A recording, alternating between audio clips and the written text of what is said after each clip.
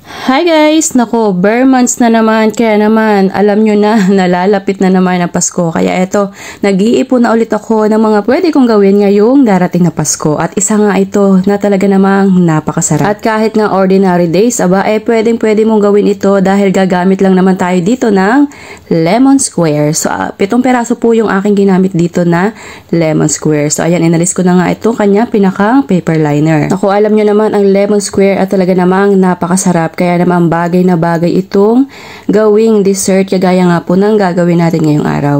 So after nga natin matanggal yung paper liner niya, hiniwa ko siya kasi ibubukod ko itong pinakang top no ating lemon square. Pagkatapos po niyan ay ilalagay natin ito sa isang lalagyan. So ayan, dito ko siya inilagay sa square na lalagyan. Bali meron pala ako ditong dalawang flavor ng lemon square na naiiba kasi naman assorted na lemon square yung nabili ko. Assorted flavor. So ayan, akin lamang yung fin latte hanggang sa mawala na ng pinakang space itong ating lalagyan. Yan, kagaya po niyan. Then, set aside. At meron din po ako ditong chinilled na all-purpose cream. So, ayan, isang ano lang po yan, 250 ml ang size po nung ating ginamit na all-purpose cream. Kaya naman, atin lamang po yan i-mix it gamit itong ating hand mixer. So, ayan, after nating ma-mix ay maglalagay po ako dito ng kalahating lata ng condensed milk.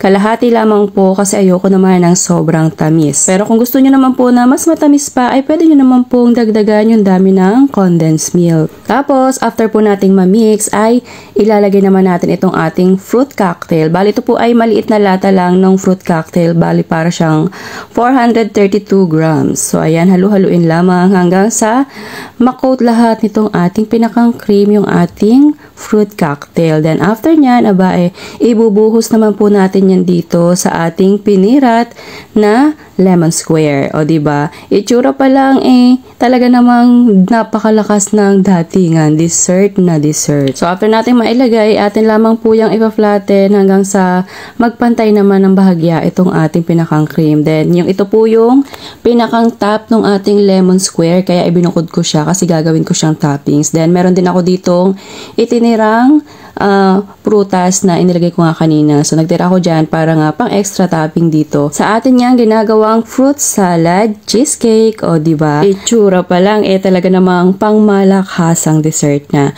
So, after natin magawa yan or matapos na natin lahat, ay atin naman po ito syempreng palalamigin sa loob ng 4 hours or overnight. So, ayan, after 4 hours nga ng aking pagpapalamig dito sa ating dessert, hindi ko na yan mahihintay pa na matapos pa yung overnight. Kaya naman, atin na itong titikman. Kung gusto ninyo na gumawa din ito, pwedeng-pwede naman dahil napakadali lang namang mahanap ng mga sangkap na ginamit natin dito. Actually, hindi mo na kailangang hintayin pa ang Pasko para makatikim nito.